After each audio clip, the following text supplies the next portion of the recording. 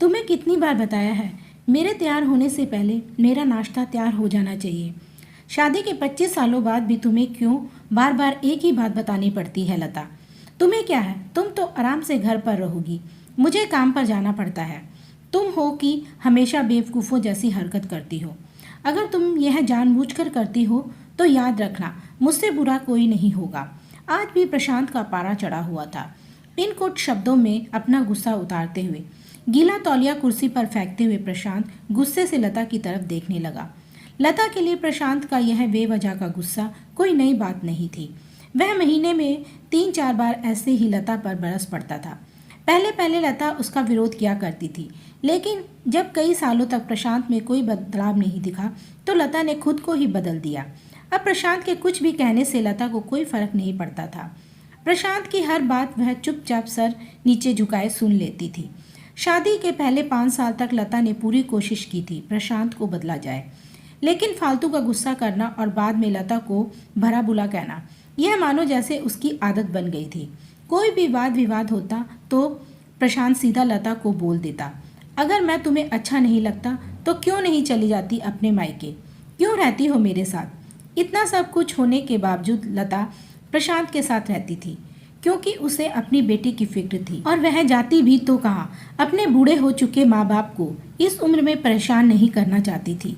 समाज और लोग क्या कहेंगे, यह भी तो उसे देखना था। वह इतनी पढ़ी लिखी भी नहीं थी कि खुद जाकर कोई नौकरी कर सके और अपना और अपनी बेटी का पालन पोषण कर सके। लता को तो अपनी फिक्र नहीं थी, उसको फिक्र थी तो बस अपनी शादी लायक हो रही बेटी की। लता नहीं चाहती थी कि पति पत्नी के झगड़े की वजह से रिया डिस्टर्ब हो।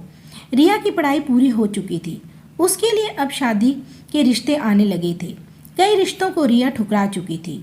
2-3 महीने बाद एक अच्छा रिश्ता आया। रिश्तेदारों और पहचान के लोगों ने भी लड़के के बहुत गुणगान गाए। प्रशांत एक शाम अपनी बेटी के पास बैठकर उसे बताने लगा, रिया बहुत अच्छा लड़का है, पढ़ा लिखा है, बड़ा घर है, बहुत अच्छी नौकरी है।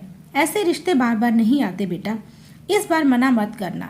रिया अपने पिता से ज़्यादा बात नहीं करती थी, शायद डरती थी या शायद नफरत करती थी, लेकिन आज वो अपनी पूरी हिम्मत इकट्ठा कर बोली, मुझे अभी शादी नहीं करनी पापा, मैं नौकरी करना चाहती हूँ, खुद अपने पैरों पर खड़ी होना चाहती हूँ। हाँ तो इसमें क्या बड़ी बात है, मैंने लड़के से बात की है, वह तुम्हें किसी बात के लिए नहीं रोकेगा।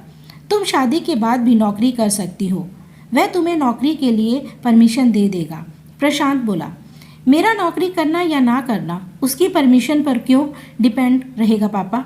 रिया ने पूछा, मैं कह रहा हूँ ना, तुम्हें किसी भी चीज़ की कमी नहीं होगी वहाँ।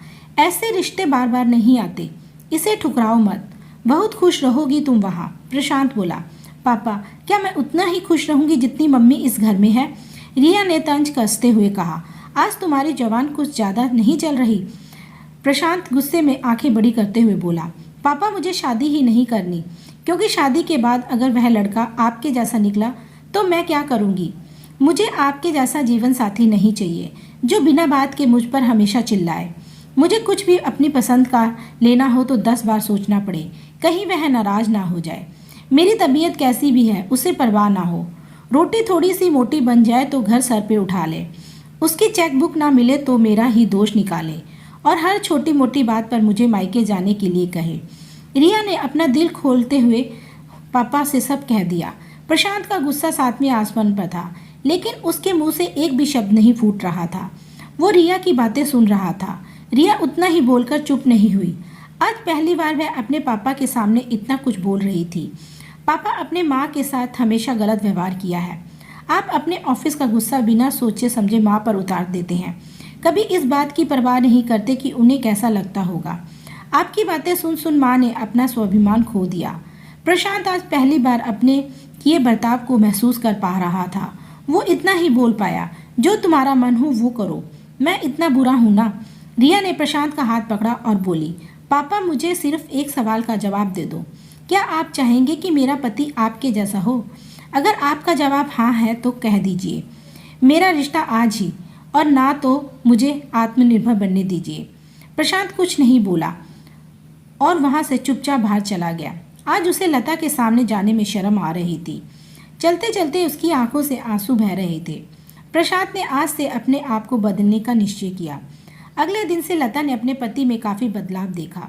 वह सोचने लगी कि जो हिम्मत रिया ने दिखाई, वह हिम्मत अगर मैं पहले ही दिखा देती तो शायद आज परिस्थितियाँ कुछ और होती।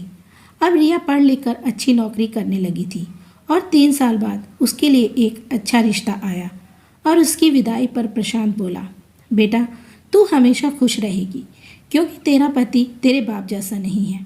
प्रशांत की यह बात सुनकर लता और रिया की आंखों से आंसू बहने लगे।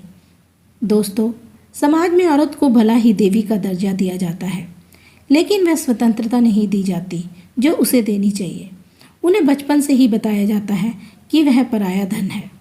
स्कूल में आने में देर हो जाए तो पिटाई मिलती है, मोबाइल पर बातें करते हुए देखा जाए या खिड़की से झांकते हुए देखा जाए तो शक किया जाता है। माँ बाप का घर तुम्हारा नहीं, पति का घर ही तुम्हारा घर है। जीवन भर यह बातें बता बताकर उन्हें ससुराल भेज दिया जाता है और एक दिन किसी छोटे मोटे झगड़े में ससुराल वालों से उसे सुनना पड़ता है कि इस घर को छोड़ दो और मायके चली जाओ। अब आप ही बताओ दोस्तों, ऐसी स्त्री का सच्चा घर कौन सा है? आखिरकार वह किस घर को अपना कहे? हमें कमेंट में लिखकर बताइए कि स्त्री का असली घर कौन सा है। कहानी कैसी लगी हमें कमेंट में लिखकर बताएं। वीडियो को लाइक और चैनल को सब्सक्राइब करें। थैंक यू, धन्यवाद।